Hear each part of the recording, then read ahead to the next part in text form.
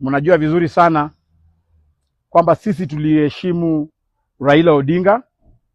Sisi tunamheshimu kama shujaa ambaye amepigania nchi yetu, na tunamheshimu vile alikuwa akiishi na hata kwa kifo chake. Tungependa kusema kwamba Governor Kahiga sio mwanachama wa DCP.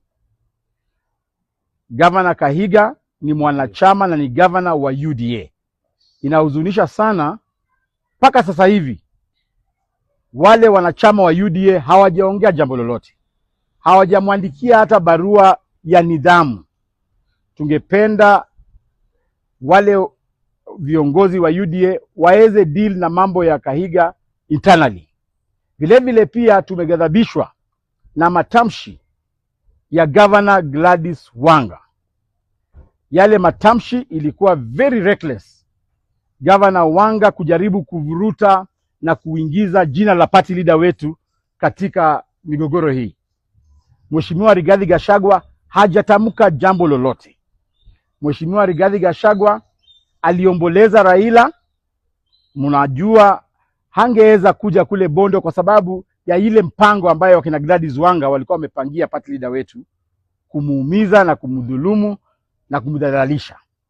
Lakini tungependa kuambia Gladys Wanga, hakuna tofauti yako wewe na yule gavana wa Nyeri. Sababu yale matamshi ya yule gavana wa Nyeri ni ya kuleta uhasama kati ya jamii mbili. Wewe Gladys Wanga vile vile unaleta uhasama kati ya jamii ya Wajaluo na Wakikuyu.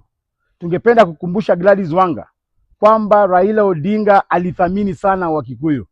That is why alikuwa na running mate Mkikuyu. Raila Odinga alithamini sana Wakikuyu. That is why familia yake ya wakina Fidel walioa Wakikuyu. Raila Odinga Junior ameoa Mkikuyu. So wewe Gladys Wanga kusema umechora laini ati kwamba Wakikuyu wako kule na Wajaluo wako huku, Raila Odinga angeongea matamshi kama hiyo. Na matamshi yako yamefanya tumeanza kukushuku wewe Gladys Wanga. Na kwa sababu umeleta siasa kwa hii maneno, wacha tuanze kuongea maneno ambayo watu wengi ambayo wameshindwa kukuongelesha wewe Gladys Wanga. Tungependa kukuuliza, why are you taking advantage of Raila's death to politicize everything? Wewe Gladys Wanga, hao Wajaluo ambao unatetea wanauliza maswali mingi sana. Kwa nini wewe Gladys Wanga, wakati ulisikia Raila amekufa na ameaga dunia kule India, hata kabla mwili wa Raila ufike Kenya, hata kabla wewe uende uone mwili wa Raila uhakikishe kweli Raila amekufa, ulikuwa umeita mkutano, umeshamreplace kama kiongozi wa ODM. Wale Wajaluo wanakushangaa wewe Gladys Wanga. Kwa nini wakati yule mheshimiwa wa Kasipul Ong'ondo Were alikufa, Gladys Wanga ulilia ukaroll paka kwa vumbi, ukalia machozi yote karibu utoe hata nguo. Lakini kwa kifo wa Raila, Gladys Wanga hujatoa hata machozi hata moja. They are questioning, kwa nini wewe unataka kudhulumu wale viongozi wa Raila, viongozi wa vijana kama wakina Sifuna ambao wamekuwa wakishikilia chama, wakina Babu Owino.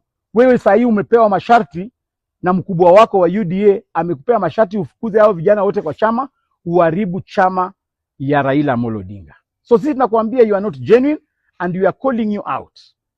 Wewe uwache utoe jina ya Rigathi Gachagua kwa mdomo yako. Toa jina ya Rigathi Gachagua kwa mdomo yako. We are dealing with serious matters, serious national matters. You cannot divide our nation in ethnical groupings. Sisi tunathaminiana na makabila zote. That's why unaona leo hapa tuko na Wakikuyu wamesimama hapa, tuko na Wamasai, Waluya, Wakisii, Wajaluo. So wewe Gladys Wanga, tafadhali, hiyo mambo ambayo unatumika na Kasongo Githinji, unatumika na Githinji, unatumika na Kasongo kuvunja ODM kwa sababu umepewa promises. Tafadhali, do not trade with Raila's legacy. Wacha Raila alazwe mahali pema peponi, tunamheshimu sana. Huyo ni baba wa taifa, but do not politicize Raila's death. In essence, what we are saying is that there is no difference between Governor Kahiga and Governor Gladys Wanga. In fact, Governor Gladys Wanga is a female version of Governor Kahiga. Both must be condemned in equal measure.